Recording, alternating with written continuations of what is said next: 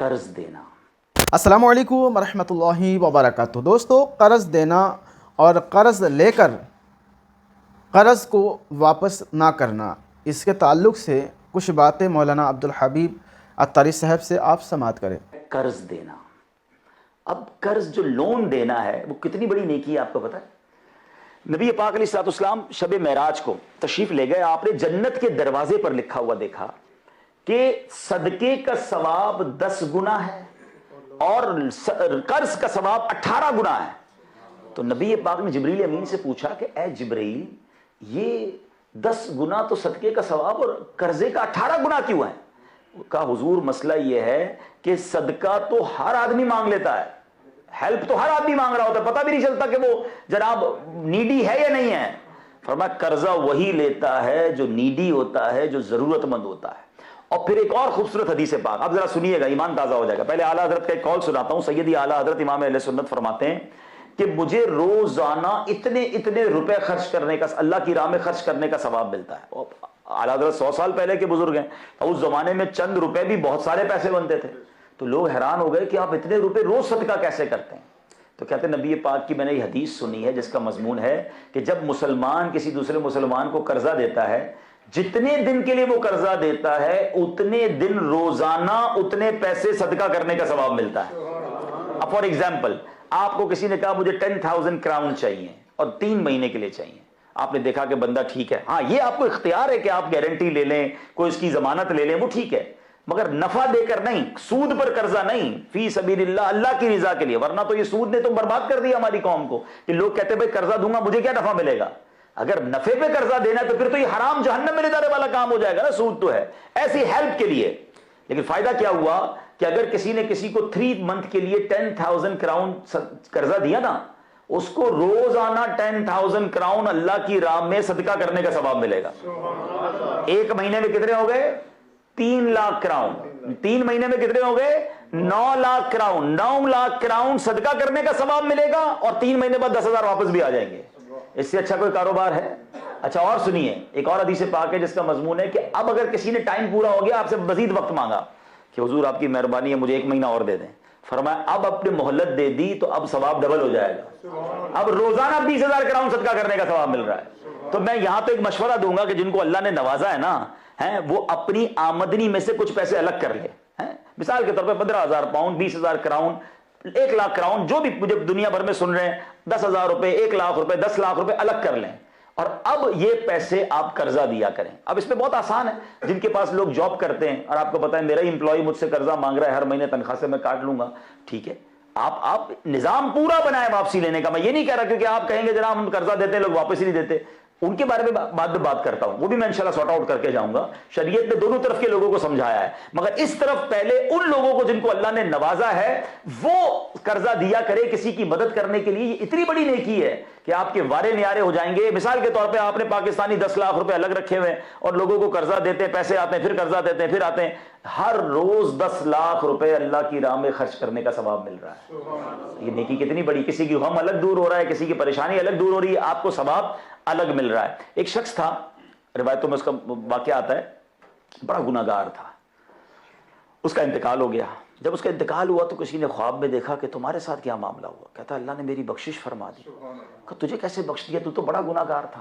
کہاں گناہگار ضرور تھا مگر میری عادت تھی میں لوگوں کو قرضہ دیا کرتا تھا۔ ایک بندہ رکھا تھا جو پیسے وصول کرنے جاتا تھا، اس کو میں نے ایک سمجھائی بھی تھی بات، دیکھ پہلے پیسے وصول کرنا، کوئی ملے نا پریشان اور مہلت مانگے تو اس کو مہلت دے دینا، اور تجھے لگے کوئی بالکل ہی کلاش ہو گیا ہے، بڑا ہی تنگ دست ہو گیا تو اس کو معاف کر دینا۔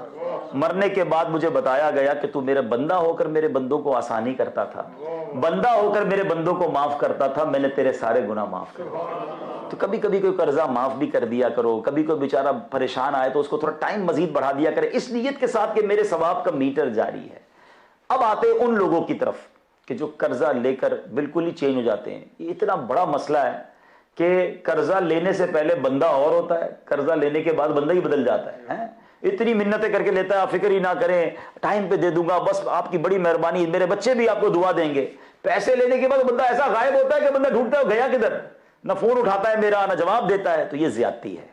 یہ لوگ جو ایسا کرتے ہیں نا، ان کی وجہ سے ان لوگوں کو بھی اب قرضہ ملنا بند ہو گیا جو بیچارے نیڈی ہوتے ہیں۔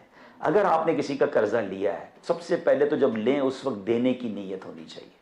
اگر دینے کی نیت نہیں ہے تو ایک بات یاد رکھیے گا، آپ تو برباد ہوں گے، اللہ اسے نواز دے گا جس کے پیسے کھائے جاتے ہیں. آپ دنیا میں دیکھ لیں، جس کے پیسے کھائے گئے نا، اللہ نے اس کو تو کہیں سے دے دیا، جس نے کھائے ہیں وہ برباد ہو گیا. اور جس نے دینے کی نیت کی ہوتی ہے نا، روایتوں میں آتا ہے اللہ فرشتوں کے ذریعے مدد کرتا ہے، وہ بندہ قرضہ اتار لیتا ہے. تو اپنا قرضہ آپ جب بھی لیں، پہلی نیت یہ ہو کہ یا اللہ میں نے قرضہ اتارنا ہے، مجھے قرضے والی موت نہیں چاہیے. سرکار دو عالم علیہ الصلوۃ والسلام نے ایک بار ایک جنازہ پڑھانے سے انکار فرما دیا جب پتہ چلا کہ اس پر قرضہ ہے.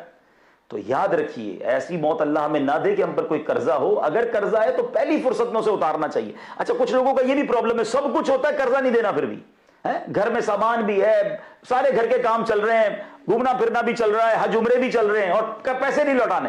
اب اس کا بھی فارمولہ سن لیں کہ جس کے پاس مال ہوتے ہوئے اگر وہ قرض نہیں لوٹا رہا تو اس کو روزانہ ہر لمحے گناہوں کا میٹر جاری ہے. ہاں اس کو تو نیکی مل رہی ہے، جتنے پیسے دیے نا اس کو روز ثواب مل رہا ہے، اور جو نہیں دے رہا، جان بوجھ کر نہیں دے رہا، تنگ کر رہا ہے، تو اب اسے ہر گھڑی گناہ مل رہا ہے. تو یہ سوچ لے کہ یہ اللہ کی بارگاہ میں کیا منہ دکھائے گا. اور قرضے کا بوجھ لے کر گیا تو ادھر تو پیسے دینے ہیں نا، ادھر نمازیں دینی پڑیں گی.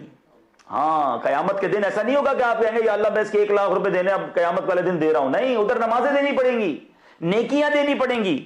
روایتوں میں آتا ہے اعلیٰ حضرت فرماتے ہیں جو کسی کے 3 پیسے جان بوجھ کر دبا لے اس کو بروز قیامت 700 مقبول با جماعت نمازیں دینی پڑ جائیں گی. ادھر تو لاکھوں روپے کھا جاتے ہیں، بولتے ہیں بھائی کچھ بھی نہیں کوئی کر سکتا. ٹھیک ہے کوئی کر نہیں سکتا، مگر اللہ کی بارگاہ میں انصاف ہوگا. تو اب آپ غور کیجئے کہ قرضہ دینا کون سی بظاہر عبادت ہے، کون سا سجدہ ہے، کون سا روزہ ہے، مجھے بتاؤ نا، کون سی تلاوت ہے، مگر میرے اللہ کو پسند کتنا ہے، شریعت کو پسند کتنا ہے کہ آپ کسی کی مدد کر دیں، کسی کو قرضہ دے دیں، آپ کو روز ثواب مل رہا ہے. ہے نا بیسٹ سوسائٹی کے لیے بیسٹ ریلیجن. یہ ہے میرا اور آپ کا پیارا مذہب. اب آگے چلتے ہیں، اسلام میں کیسی کیسی جناب جو ہے نا، چلے وظیفہ بھی لے لیں. مولا علی شیر خدا کو نبی پاک علیہ الصلوۃ والسلام نے فرمایا کہ اے علی میں تمہیں ایسی بات نہ بتا دوں، ایسا وظیفہ نہ بتاؤں کہ نبی پاک نے فرمایا کہ جس کی وجہ سے تم پر پہاڑ جتنا قرض ہو تو وہ بھی ادا ہو جائے. تو آئیے مل کر پڑھ بھی لیتے ہیں.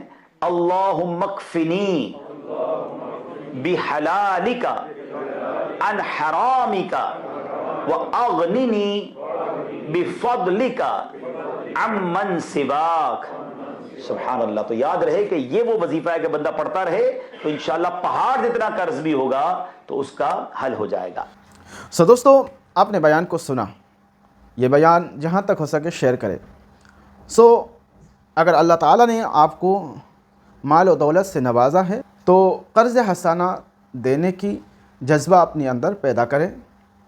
اور اگر آپ کسی سے قرض حسانہ لیتے ہیں تو وقت سے پہلے لوٹانے کی کوشش کریں، نہ تو اس کی خمیازہ دنیا اور آخرت میں آپ کو بھگتنا ہوگا. ملتے ہیں کسی اور ویڈیو میں، تب تک اپنا خیال رکھیں. خدا حافظ. السلام علیکم.